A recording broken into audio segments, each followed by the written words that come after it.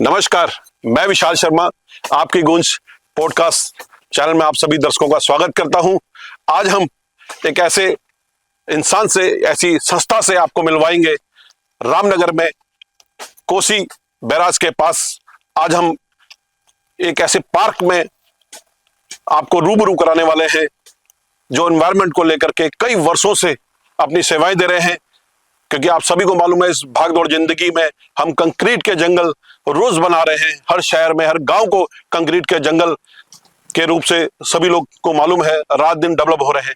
लेकिन इस एनवायरनमेंट जंगल को लेकर के सुरक्षित रखने का काम जो संस्था कर रही है जिम कॉर्बेट, क्योंकि आप सभी को मालूम है रामनगर का मतलब है जिम कॉर्बेट, पूरे वर्ल्ड में फेमस है, जिसमें हजारों टूरिस्ट डेली आता है एनवायरनमेंट को देखने के लिए, एंजॉय करने के लिए और यादगार पल बनाने के लिए। लेकिन इस एनवायरनमेंट को कैसे सुरक्षित रखा जाए, इसके लिए एक रामनगर की इकलौती ऐसी संस्था कल्पतरु वृक्ष समिति, जो पूरे कई वर्षों से एनवायरनमेंट को बांधे हुए है और सभी रामनगर वासियों को बिल्कुल बांध के चल रही है, जिनका श्रेय पूरी टीम को तो जाता ही है। साथ में समिति के अध्यक्ष हमारे बीच में अतुल मल्होत्रा जी इस बीच में है, बताएंगे इस संस्था को, जो इस सोच को कैसे यहां तक पहुंचाया है और साथ में इस संस्था को सींचने का जो काम यहां तक पहुंचाया है, जो जेसीबी के नाम से भी जानते हैं।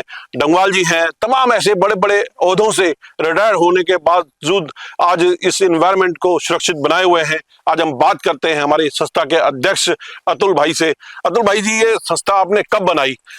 क्योंकि ये एक ऐसा काम है कि जो लोग सभी लोग भागदौड़ जिंदगी में अपने काम से मतलब रखते हैं, अपनी फैमिली से मतलब रखते हैं, सामाजिक काम तो कुछ लोग करते हैं, लेकिन ये पेनफुल वाला काम, आने वाली पीढ़ियों को सुरक्षित करने वाला काम, ये कोई मामूली काम नहीं है। लेकिन आपने ये पहल जो करी है, ये सोच कैसे डेवलप हुई और पूरी संस्था को आपने कैसे बांध के आप चल रहे हो, इसके बारे में जानेंगे आपसे। धन्यवाद विशाल भाई कि आपने मुझे मौका दिया कि जो मैं या मेरी टीम इस कार्य को कर रही है उसको समाज को दिखाने का। तो देखिए, 2012 में हमने काम शुरू किया था। तब संस्था को नाम नहीं था, हम बिना नामकरण के काम करते थे। मेरे साथ दरोगा डिप्टी सिंह जी हैं, भूपेंद्र मेहरा हैं, हम लोग काम करते थे। और जब जीवन में पहली बार पेड़ लगाए, जैसे आम आदमी जीवन में भी पेड़ नहीं लगा पाता, हम भी उसी श्रेणी में आते थे। और जब आज से 2012 में हमने पहली बार पौधे लगाए कोसी बैराज पर, तो मन हुआ कि पौधे जब लगाएंगे लोग बड़ा स्वागत करेंगे हमारा। हुआ कुछ उल्टा। हमने बैराज में पौधे लगाने के लिए संजय पाठक, जो तत्कालीन एक्सीएन थे सिंचाई विभाग के, उनसे मिलने गए कि शायद हमारा वेलकम करेंगे। उन्होंने लिटरली हमको जलील किया और बोला कि अच्छा आप लोग 2 रुपए के पौधे लगाएंगे, बहुत सारी फोटो खिंचवाएंगे, सस्ती लोग हासिल करेंगे, अखबार में फोटो छपाएंगे। तो मुझे लगता है वही कड़वे वर्ड संजय पाठक जी के थे जो आज इस संस्था का एक बड़ा रूप आप देख पा रहे हैं। 2016 में हमने इसको कल्पतरु वृक्ष समिति का नाम दिया। उसके बाद टीम थोड़ी बड़ी हुई। देखिए, मुझे आशीर्वाद ऐसे लोगों का मिलता है। आप मेरे साथ पीएस रंगवाल साहब खड़े हैं, जो रिटायर्ड एसडी हैं टेलीफोन्स के। आप देखिए 74 प्लस है, आपकी आयु 74 वर्ष पूरी कर चुके हैं, लेकिन जब मैदान में फावड़ा चलाते हैं तो युवा की तरह चलाते हैं। भूपेंद्र मेहरा मेरी टीम में है, जिनको मैं जेसीबी कहता हूँ। एक रिटायर्ड दरोगा डिप्टी सिंह जी हैं, वो 4 साल पहले दरोगा से रिटायर हुए, अभी उनको भी आपसे रूबरू कराएंगे। भूपेंद्र मेहरा एक बड़े व्यापारी भी हैं, बड़ी मिठाई की दुकान चलाते हैं, 4-5 बगीचों के मालिक हैं। तो मेरी टीम सब तरह के लोगों से भरी हुई है और अब ये परंपरा आगे बढ़ते बढ़ते 2025 आ गया है। धन्यवाद। मैं आपसे एक और बात जानना चाहूंगा, ये सोच जो आप लेके चल रहे हैं, क्योंकि इस सोच को आपने कई हजार वृक्ष लगाए हैं। अभी हम खड़े भी उसी पार्क में हैं जहां पर हम देख रहे हैं कि दूर दूर तक कई पुराने वृक्ष हैं और नए वृक्षों को भी लगाए जा रहे हैं। और आपकी टीम जो आपको सपोर्ट करती है, क्योंकि आपने जैसे बताया शुरू में होपलेस होने का जो एक काम जो लोग करते हैं कि दूसरे को डाउन करने का, एक मीडिया में बने रहने के लिए भी कुछ लोग काम करते हैं, लेकिन आपको तो कई वर्ष हो गए, कई हजार पौधे लगाए हैं। और एक और पहल जो आपने करी है, जब किसी भी फैमिली में कोई मृत हो जाता है, उसकी राख को लेकर के आप यहाँ पौधों में उसके द्वारा पौधे लगाते हैं। ये जो नई पहल आपने करी, ये सोच कहाँ से डेवलप हुई आपकी? देखिए ना, होता क्या है, जब एक बार आप काम में घुस गए तो एक तरह से फंस जाते हैं, समाज में भी परिवार में भी। आज समाज ने हमें इतना ऊंचा स्थान दे दिया कि अब हमारे कोई ऑप्शन नहीं है, हमें तो दिन में 2 घंटे यहाँ आना है, पौधे लगाने है ना। तो 2-3 तरह के नए काम, जैसे आपने कहा घास कार की राख से लगाना ना, वो एक निश्चित तौर पर नया काम है। मतलब कुछ काम इस टीम ने वो किए हैं जो दुनिया में भी कोई नहीं कर रहा। आज से कुछ वर्ष पूर्व एक विशाल गोयल अच्छे व्यापारी थे हमारे शहर के, उनकी मृत्यु होती है और तब एक विचार आता है कि क्यों ना इनके फादर से हिम्मत करें कहने की, और यदि वो राख लेके बचा पाए उसे संभाल के, और 10वां या 13वीं के बाद हमारे पास ले आए, उस राख से मिला के हम पौधे लगाएंगे। तो देखिए विशाल गोयल चला गया, उसको तो हम नहीं रोक पाए, लेकिन उसकी राख मिला के जो पौधा लगाया उसमें उसको हम जीवित महसूस कर सकते हैं। तो इस परंपरा को हमने धीरे धीरे आगे बढ़ाया। उस समय तो हमारी हिम्मत भी नहीं हुई थी डायरेक्ट उनसे कहने की, उनके पापा से कहने की राख ले आओ अपने पापा की, अपने बेटे की। लेकिन आज समय बदल गया, अभी उनकी पत्नी की डेथ हुई, यानी कि विशाल की मम्मी की डेथ हुई, हम उनसे निवेदन किया, वो भी राख लेके आए अपने पत्नी की, और सुंदर 11 पौधे उनकी राख से हमने लगाए। अभी मैं लेके चलूंगा आपको, मेरे पिता की राख से पौधे लगे हैं। तो आप जब चलेंगे उन पौधों पर बिना आंसू लिए आप रह नहीं सकते। भाई जिस राख में, जिस पौधे में आपके पिता की राख मिली और पौधा बड़ा हो रहा हो, तो मुझे लगता नहीं कि भाई पिता सबके चले गए, मेरे भी चले गए, जिसके नहीं गए उसके चले जाएंगे, रोक कोई नहीं पाएगा। लेकिन पौधों में आप उन पौधों को, उन पिता को, उन माँ को जीवित देख सकते हैं। तो मेरा निवेदन है देश की जनता से, शहर के लोगों से, समाज के लोगों से, कि यदि अपने माता पिता को, अपने बड़ों को जीवित देखना चाहते हैं मरने के बाद भी, तो उनकी राख से आप पौधे रोपित करें हमारे साथ। धन्यवाद। ये बहुत सुंदर पहल है, क्योंकि कई लोग समाधि बनाते हैं जब कोई फैमिली का चला जाता है, याद के लिए साल में उसकी पुण्यतिथि पे याद करते हैं। लेकिन अगर जब वृक्ष में उसकी राख होती है तो हर दिन हम याद कर सकते हैं। और वो अपनी उस राख से, जिसको हम लोग सभी को मालूम है, क्योंकि कहीं ना कहीं एक फील जुड़ा हो जाता है, एक भावनाएं जुड़ी होती है। और वृक्ष के रूप में, क्योंकि वो हजारों साल का वृक्ष भी हो सकता है, 100 साल का भी हो सकता है। और हम जब देखेंगे उसको, क्योंकि छाया जब देता है और पोल्यूशन मुक्त वो वृक्ष करता है, तो एक ये बहुत अच्छी पहल है। ये सोच आपकी, हम चाहते हैं आने वाली पीढ़ियों को भी ये सबक लेना चाहिए, सीखना चाहिए, क्योंकि हम भागदौड़ जिंदगी में हम सब भूल जाते हैं। आज हम दूसरी बात करेंगे बीएस डंगवाल जी से, जो संस्था के बैकबोन के रूप में भी जाने जाते हैं। मैं डंगवाल जी आपसे जानना चाहूंगा, क्योंकि आप सीनियर इतने बड़े पद से आप जो रिटायर्ड हुए हैं, उसके बावजूद आप निरंतर सक्रिय रूप में इस संस्था को आगे बढ़ा रहे हैं। क्योंकि ये जो लोगों की एक सोच, क्योंकि अपने काम के अलावा आप एक प्रेरणा का काम कर रहे हैं यूथ के लिए भी, क्योंकि भगवान देखता है ये सामाजिक काम जो निस्वार्थ भाव से होता है, इसका फल एक ही जगह मिलता है, वो ऊपर मिलता है। यहाँ पर किसी की सराहना करने से फल नहीं मिल जाता, ये तो अपने एक संतुष्टि के लिए। तो आप इस संस्था में लगातार जुड़े, पहले दिन से आप जुड़े हुए हैं। आपने अपने जो हमारे अध्यक्ष हैं अतुल भाई, इनको पूरा सपोर्टिव रूप में काम करते हैं। तो ये भावना आप में कहाँ से आई? देखिए, मैं जब रिटायर्ड हुआ हूँ तो खाली हम लोग अपना टाइम पास करने के लिए इधर उधर ऐसे ही चाहते गए। और जब हमको ये पता चला कि यहाँ पे हम लोग एक संस्था बनी हुई है, एक संस्था बना रहे हैं, क्यों हमारे आने के साथ ही ये संस्था बनी है। ये वैसे इसका रियली जो फाउंडेशन पड़ी 22 अप्रैल 2016 को पड़ी, और 15 जुलाई 2016 को ही ये जुलाई में जो हरेले का दिन होता है, हरेले के दिन हम लोग एक पवित्र त्योहार मनाते हैं हरेले का। बिल्कुल। और उसका मतलब होता है कि हमारी धरती बिल्कुल हरी भरी रहे। अब तो लोक पर्व हो गया, हमारा लोक पर्व हो गया। और ये धामी जी ने उसको डिक्लेयर भी कर रखा है स्टेट लेवल की छुट्टी के लिए भी। अब एक हमारा ये जो है राज्य स्तर का एक त्योहार हो गया है। बिल्कुल। और उसी दिन हम लोगों ने करीब वहाँ पे 1500 पौधे लगाए थे गर्जिया मंदिर के पास में, जिसको हमने दिया था कुंवर दामोदर पार्क, बायोडायवर्सिटी पार्क। और कुंवर दामोदर जी जो है, कुंवर दामोदर राठौर साहब ऐसे हैं जिनकी मृत्यु हुई थी 25 जून 2016 को ही। और वो उन्होंने करीब 8.5 करोड़ पौधे लगाए, जिसमें डीडी हाट जगह है, डीडी हाट में एक भनौरा करके गांव है, वहाँ उन्हें 25-25 हेक्टेयर के 3 जंगल लगाए। और लास्ट में ही उनकी मृत्यु भी कैसे हुई, उसी भनौरा जंगल में जब आग लगी थी तो वहाँ वो 91 साल के होते हुए वो आग बुझाने गए, और आग बुझाते हुए उनको वो श्वास की वजह से वो फिर बीमार पड़ गए और 25 दिन तक वो बेड पे रहे। और 25 जून 2016 को वो ऐसे जब उनका देहांत हुआ तो उनके चारों तरफ यही पौधे थे, और वो अपने लास्ट में कह गए कि इन पौधों को कौन बचाएगा, पौधे बचेंगे तो हमारी जिंदगी बचेगी, बिल्कुल बिल्कुल, पेड़ बचेंगे तो हमारी जिंदगी बचेगी। वही उनको स्लोगन रहा था। और उनको 2000 में एपीजे भारत रत्न एपीजे अब्दुल कलाम साहब ने इंदिरा गांधी वृक्ष मित्र अवार्ड भी दिया था। बहुत बड़ी बात।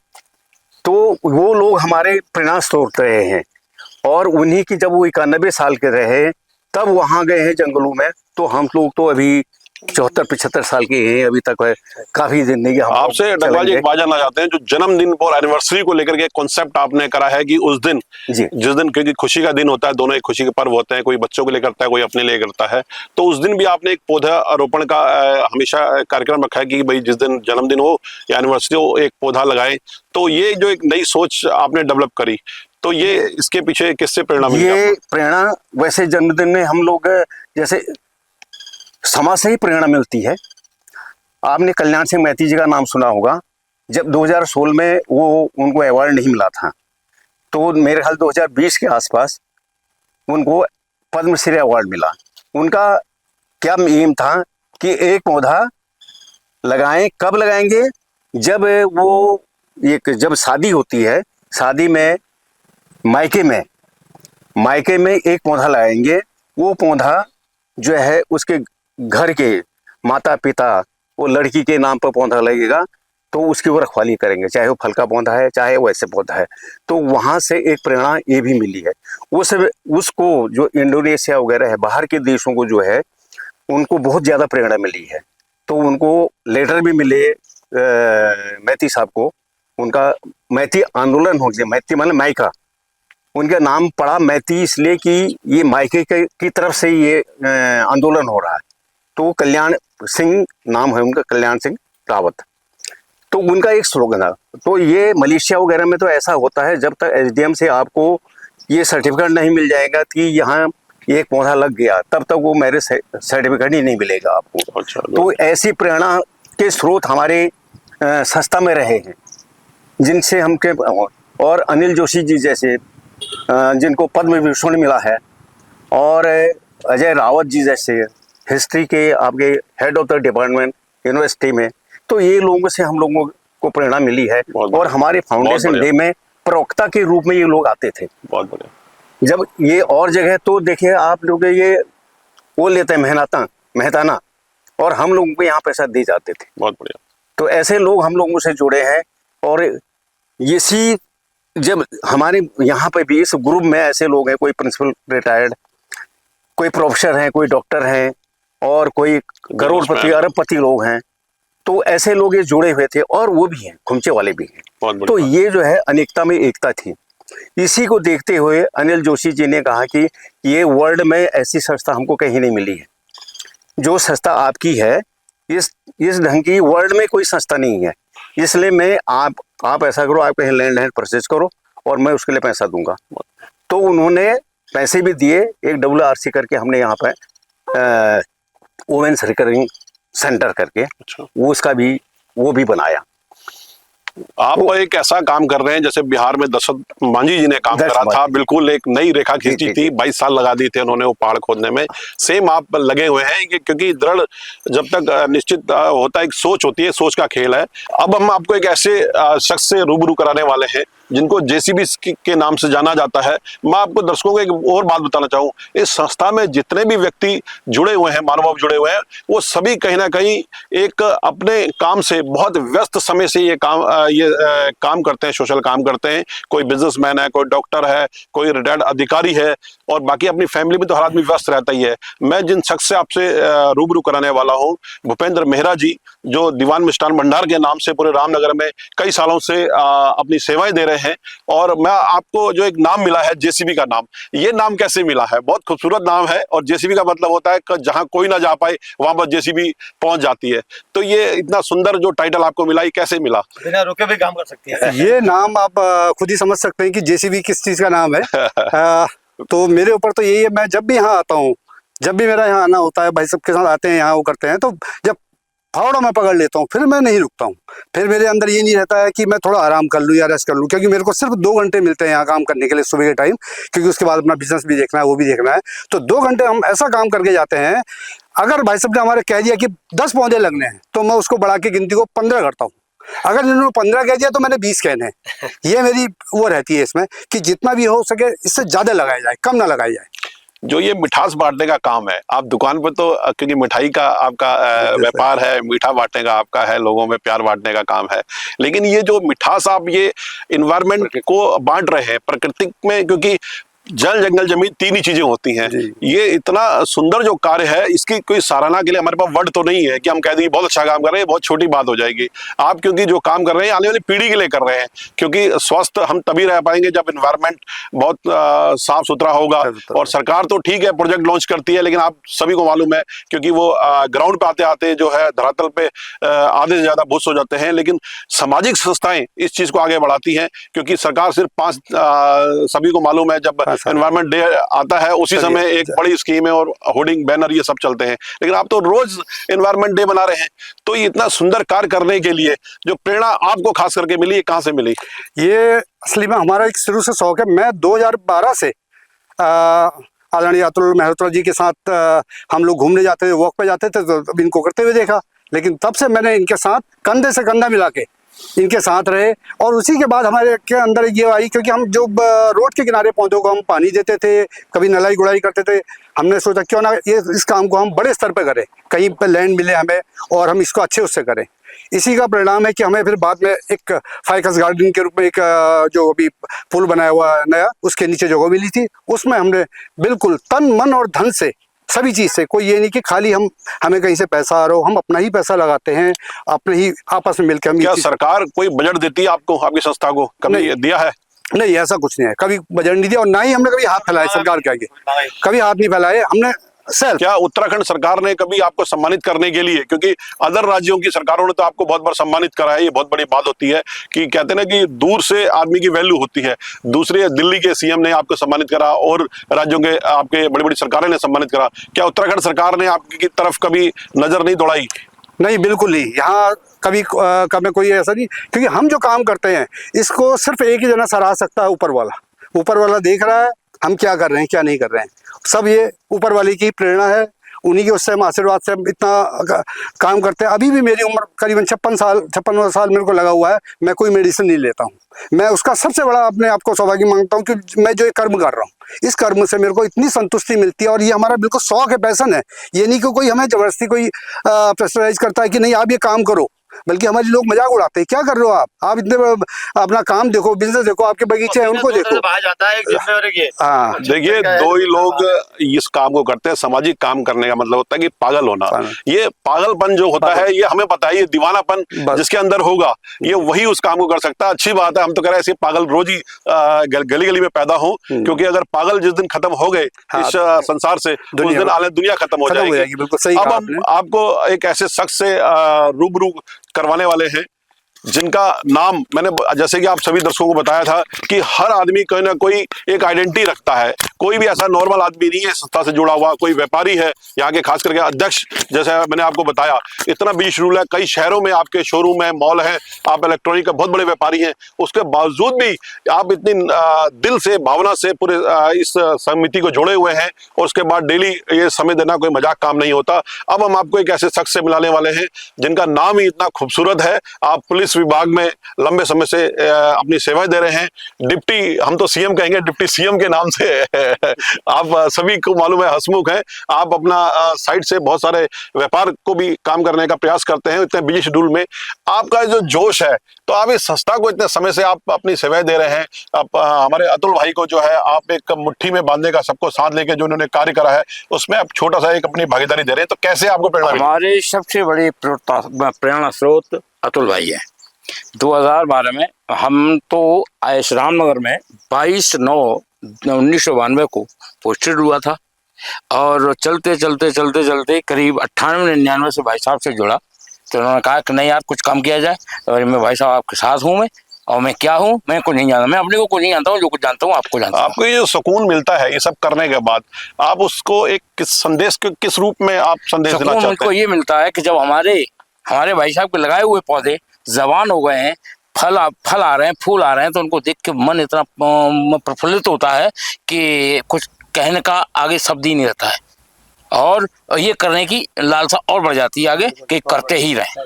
आप क्या जितने भी संस्था से जुड़े हुए हैं, क्या अपनी आने वाले जो पीढ़ियों के लिए हम लोग ये कर रहे हैं, सभी को मालूम है ये इसका फल जब पेड़ लगाता है आदमी, जरूरी नहीं कि आज ही फल मिल जाए।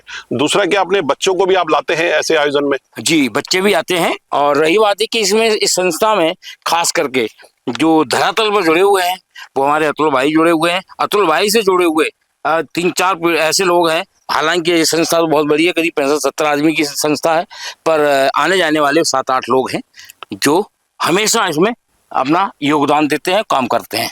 अब हम अपने अध्यक्ष जी से, जो इस संस्था के अध्यक्ष हैं, जिनको ट्री मैन के नाम से भी जाना जाता है, मैं अतुल भाई आपसे एक बात जानना चाहता हूं। आप ट्री मैन के नाम से जाने जाते हैं क्योंकि ट्री मैन एक टाइटल जो मिला हुआ है, इसका मतलब कहना कि आपने बहुत कुछ त्याग करा है।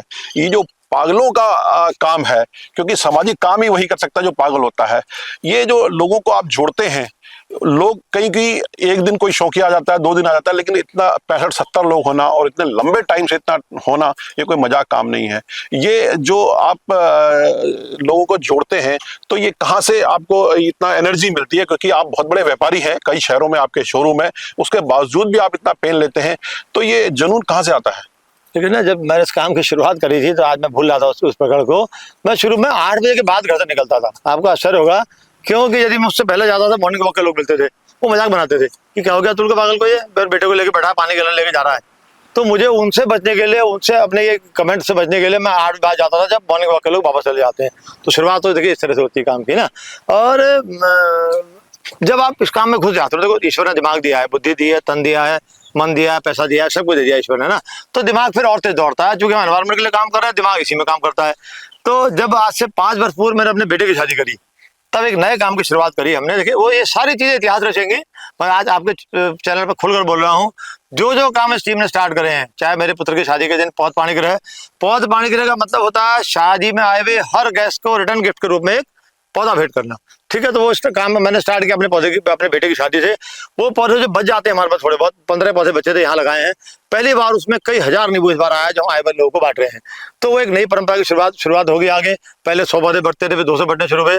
अब MS नेगी जो आर्किटेक्ट हैं, चेयरमैन भी हैं आजकल एसोसिएशन के, उनके बेटे की शादी में हमने 500 पौधे बांटे। वो नया इतिहास था, 250 देहरादून बांट के आए, 250 यहाँ।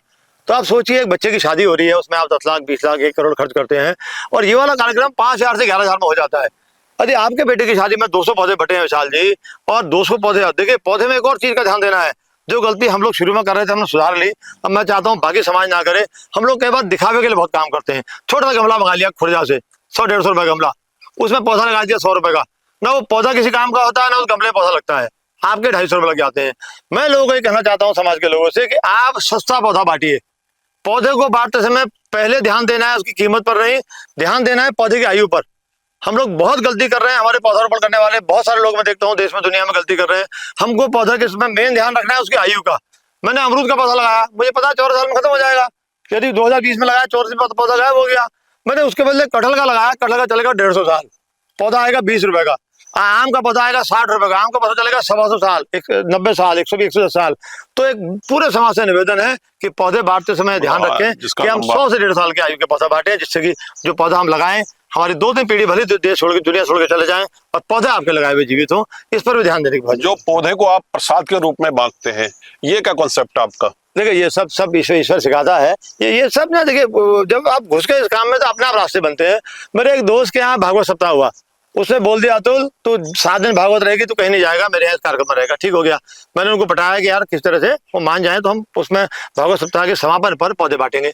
वो तैयार हो गए, हमने 200 पौधे मंगा लिए मैंने, और डंगवाल साहब, भुवन डंगवाल, हम 3-4 मित्र आ गए, हमने पौधे बांट दिए। वो तो था पहला प्रयास, और उसमें ये मन था कि हम जो जिसके यहाँ भागवत होगी, पौधा के पैसे वो देगा। बिल्कुल ठीक, एक भागवत सप्ताह निबट गया। अब आया अगला भागवत सप्ताह, एक सती मैडम है, उनके यहाँ भागवत सप्ताह था खतरी सभा में। उनके यहाँ जो संत आए हुए थे, जो बागेश्वर वहां से वृंदावन से, वो तो बहुत गजब के संत थे। उन्होंने मेरे से निवेदन किया, अतुल जी मैं आपको माइक दूंगा बोलने के लिए 5 मिनट के लिए, आप ये बताइएगा लोगों को कि ये पौधे किसको लेने, किसको नहीं लेने, इसकी क्या आयु है, ये कितनी जगह चाहिए इसको लगाने के लिए। और एक काम आप और करेंगे अतुल जी, आप पौधा पीछे से नहीं बांटेंगे, आप पौधा लोगों को देंगे तो बोलेंगे भागवत सप्ताह में उसका स्पर्श कराइए, भागवत उसकी किताब में स्पर्श कराएंगे, और व्यास जी जो व्यास कथा पढ़ रहे हैं, भागवत पढ़ रहे हैं, उनके हाथ से लेंगे तो पौधे का प्रसाद रूप हो गया। वो रास्ता मुझे उन्होंने दिखाया, उसके बाद तो भगवान ने गाली तेज दौड़ा दी। अब हमने कहा पौधे हम लाएंगे, अपने पैसे से बांटेंगे, हम भागवत आपके यहाँ होगी, हमें बुला लीजिए, पौधे हम बांटेंगे। हम 1 दिन पहले हम पौधों को आपके स्टेज के चारों सजा देंगे, तो क्या होगा 24 घंटे तक वो पौधे भागवत कथा का श्रवण कर लेंगे, यानी कि अब एक धार्मिक पुट भी उसके अंदर आ गया। उसके बाद व्यास पीठ से व्यास जी का हाथ दिलाएंगे तो पौधा प्रसाद बन गया। ये बहुत सुंदर आइडिया है, मैंने कई लोगों से निवेदन किया है, खासतौर से उत्तर प्रदेश के वन मंत्री हैं डॉक्टर अरुण सक्सेना, वो सौभाग्य से मेरे जो कजिन है बरेली में, उसके मित्र हैं, उन्होंने मेरे से आइडिया जो भी मांगे तो लिटरली वो डायरी लेके बैठ गए मेरे साथ मेरे आइडियाज को लिखने के लिए। उनका कहना है कि उत्तर प्रदेश सरकार ऐसे आइडियाज पर अमल करेगी।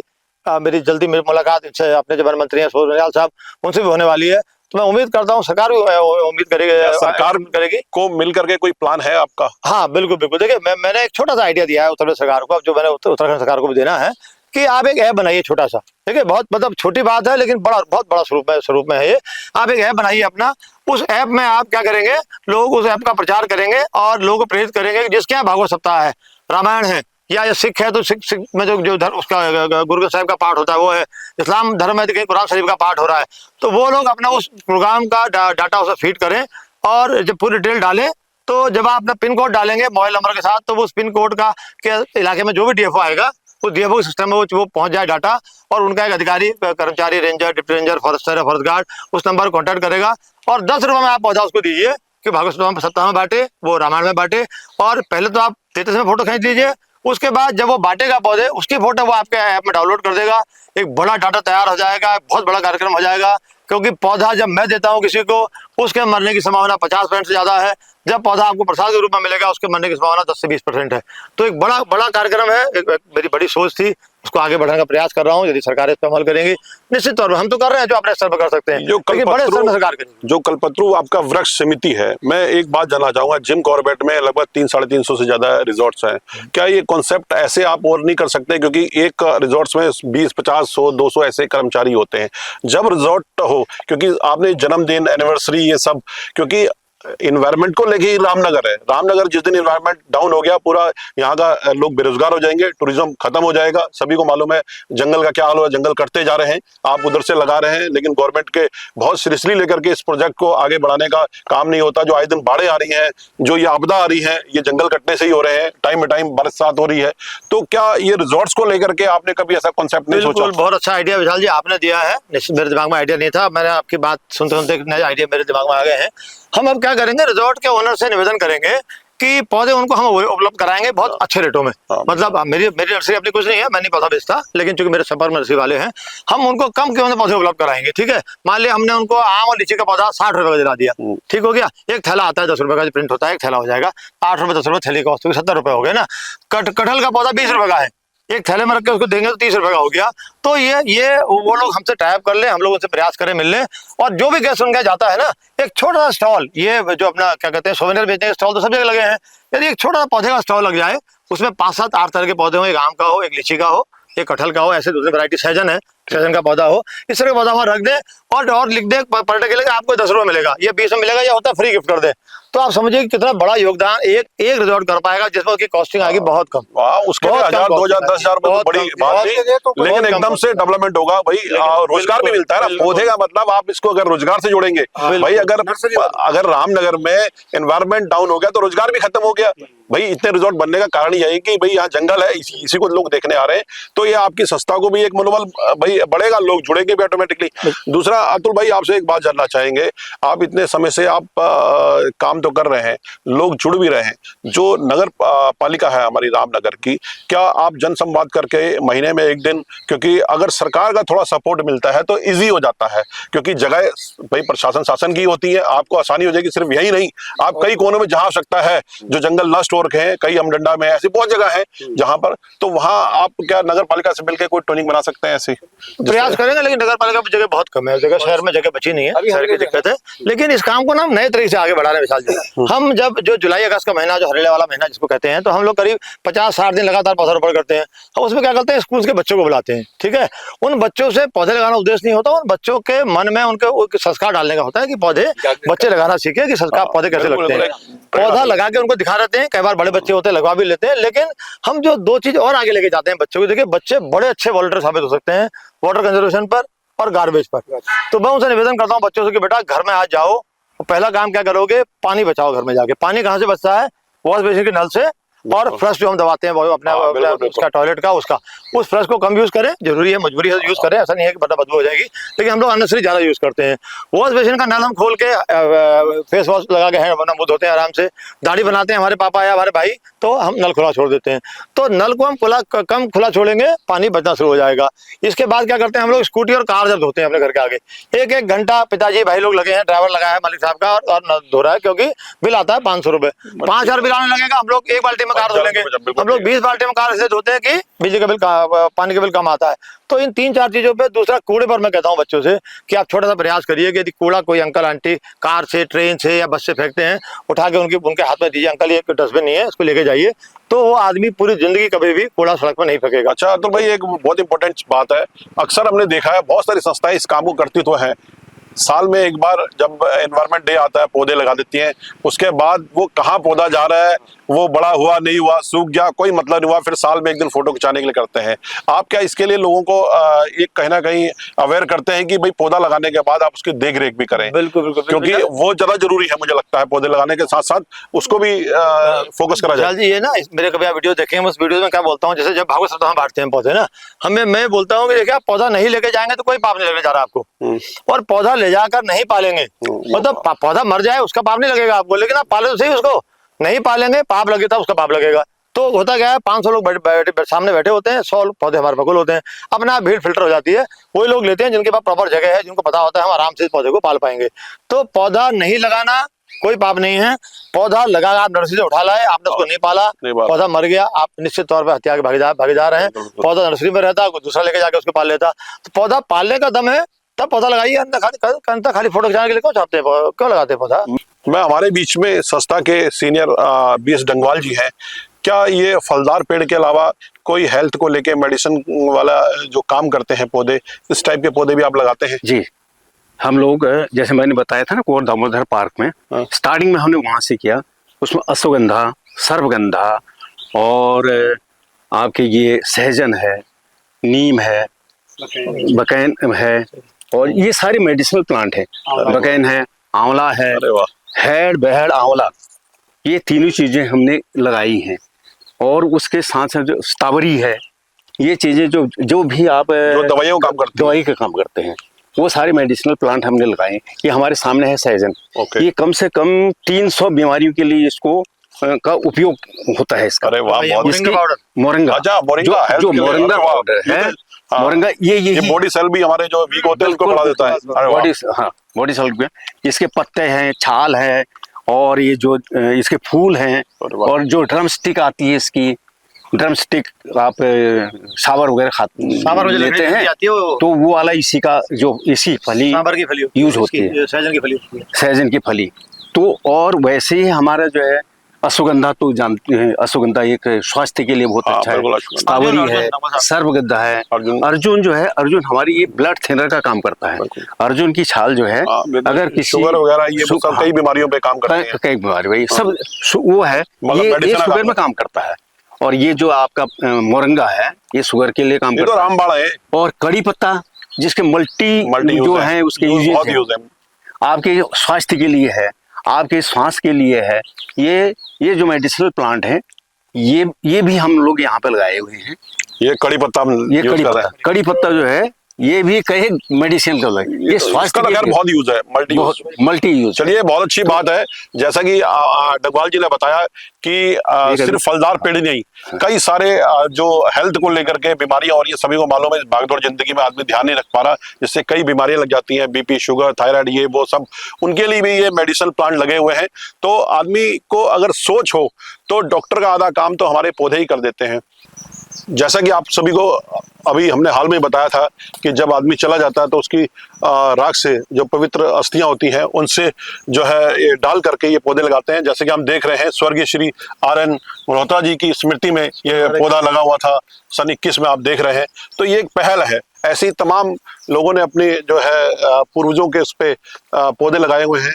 अब हम डंगवाल जी से आपसे एक बात जानना चाहेंगे, जो फाइकस का जो पौधा है वो हमारे किस किस काम आता है? सर, फाइकस जो है सबसे मेन है, हम लोग जो सांस ले रहे हैं, ये सांस कहाँ से आ रही है?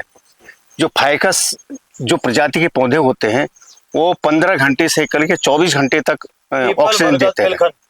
और जो ऑक्सीजन है, ऑक्सीजन ने कार्बन डाइऑक्साइड को एब्जॉर्ब करते हैं। सबसे जो हमको ऑक्सीजन मिलती है वो मिलती है पीपल से। और बाकी जो ये फाइकस में हमारे पास क्या है, जो बरगद है, ये है बरगद है, पीपल है, पिलखन है, ऑक्सीजन का जो काम और करता है। हाँ, और अंजीर, और ये जो कटहल है वो भी इसमें आ जाता है। जो चलिए, बहुत सारे पौधे हैं जो बहुत इसका सारे काम पौधे करते हैं। हैं, और इनके फल जो है हमेशा रहते हैं। मतलब इनका एक में पेड़ में फल आ गया, फिर दूसरे में आ जाएगा, तीसरे में आ गया, से मतलब राउंड द ईयर उसमें फल आते रहते हैं, जो कि मैमल्स के लिए, चिड़ियों के लिए और ये जानवर के सब के लिए वो उपयोगी है, काम आते हैं। अब मैं हमारे अतुल भाई आपसे एक बात जानना चाहते हैं। जो आपने एक पहल करी थी, जो पीपल पानी में भी आप जो है इस वृक्षों का जो वितरण करते हैं, ये जो एक नई सोच आपने करी, एनिवर्सरी के अलावा, बर्थडे के अलावा, आपने ये भी एक कोई पॉइंट नहीं छोड़ा जिससे कि हम अपने एनवायरनमेंट को बचा सकें। तो ये सोच के पीछे कहाँ से आपको आइडिया आया? ठीक है, जो कि मैं पैदा इसी पहाड़ में हुआ हूँ, मेरा जन्म भी रामनगर का है। मैं वैसे देसी हूँ। मेरे पापा जरूर बरेली को बिलोंग करते थे अपने बचपन में, बाद में उनका जीवन भी यहीं उत्तराखंड में कटा और मेरी पैदाइश यहीं की है। तो पीपल पानी में थोड़ी सी एक दिक्कत देखने में आ रही थी कि हम लोग क्या कर रहे थे, पीपल पानी के दिन पीपल की एक डंडी हमने रख दी, उसको लोगों ने आगे पानी दिया, डंडी फिर किसी काम नहीं आती थी। तो हमारी टीम ने प्रयास किया कि लोग पीपल के पौधे को पानी दें और पीपल के पौधे को रोपित करते हैं। तो क्या होगा, वो जाने वाले की याद में एक पौधा पीपल का बड़ा रोपित हो जाएगा। ठीक, जो डगवाल साहब ऑक्सीजन की बात कर रहे हैं, देखिए ना, मैं बार बार स्कूल के बच्चों से पूछता हूँ कि क्या जो ऑक्सीजन आप इनहेल कर रहे हैं, जो ऑक्सीजन हम सांस के रूप में अंदर ले रहे हैं, बदले में कार्बन डाइऑक्साइड छोड़ रहे हैं, तो क्या ऑक्सीजन हमने पैदा करी है? नहीं, हमने पैदा नहीं करी। तो मैं समझाता हूँ कि ऑक्सीजन का कर्जा हमारे पर चढ़ जाता है, क्योंकि ऑक्सीजन लगातार हम ले रहे हैं जो हमने पैदा नहीं करी। उसका तरीका क्या है कि जीवन में 2-3 पौधे लगा के बड़े कर दीजिए, ऑक्सीजन कर्जा आपसे उतर जाएगा। तो एक तरीका है कि किसी भी तरह से लोग पौधा रोपें। बहुत बड़ी बात है। यही सारे पॉइंट्स हैं जिनको लेकर के संस्था काम कर रही है, सब चीजें ली हुई हैं। और मैं एक बात और आपको दर्शकों को बताना चाहूँ, बिना गवर्नमेंट के सपोर्ट के आप इतने सालों से कई हजारों वृक्ष आप लगा चुके हैं और कई हजारों वृक्ष जो है वितरण कर चुके हैं। और एक अच्छी सोच है, कम से कम आने वाली पीढ़ी के लिए एक सेफ पॉइंट्स बनेगा। मैं पूरी टीम को जो आज हमारे बीच में है, उस संस्था की पूरी टीम को धन्यवाद देता हूँ। और जो आज नहीं आ पाए उनके लिए भी हम अपने चैनल के माध्यम से धन्यवाद कहेंगे, क्योंकि ये सभी के लिए बहुत प्रोत्साहन का काम है, सिर्फ आप के लिए नहीं, हमारे लिए नहीं, आने वाले सभी बच्चों के लिए जो नहीं भी डायरेक्टली जुड़ पाते हैं। और मैं चाहूँगा फ्यूचर में इस संस्था को सरकार एक नज़र बनाए, क्योंकि उत्तराखंड पर्यावरण भाई पहाड़ी क्षेत्र है और सरकार को सोचना चाहिए। इतनी बड़ी संस्था इतने सालों से कार्य कर रही है और हमारा प्रयास रहेगा। और मैं सभी दर्शकों को भी बोलूँगा कि आप जो है इस संस्था से जुड़ने का प्रयास करें, और खास करके जिम कॉर्बेट में, क्योंकि एनवायरनमेंट को लेके ही रामनगर है और नहीं तो एनवायरनमेंट खत्म तो रामनगर खत्म। तो पुनः आप सभी टीम का धन्यवाद देता हूं और मैं ऐसी ही महान हस्तियों से दोबारा पुनः आपकी गूंज आपको मिलवाएगी। तब तक के लिए धन्यवाद। जय हिंद, जय विशाल जी, भारत। आपका भी बहुत बहुत धन्यवाद। आपकी कोच का भी बहुत बहुत धन्यवाद कि आपने हमें मंच दिया जो हमारे कार्य समाज तक पहुंच पाए। तभी इस कार्य का फायदा मिलेगा जब समाज इसको देखेगा। और सभी से निवेदन करता हूं हमारे आपकी गूंज पॉडकास्ट चैनल को यूट्यूब पे आप सब्सक्राइब करें, फॉलो करें, ताकि नई नई हस्तियों से, ऐसी ही महान विभूतियों से आपको हम मिलवाते रहें।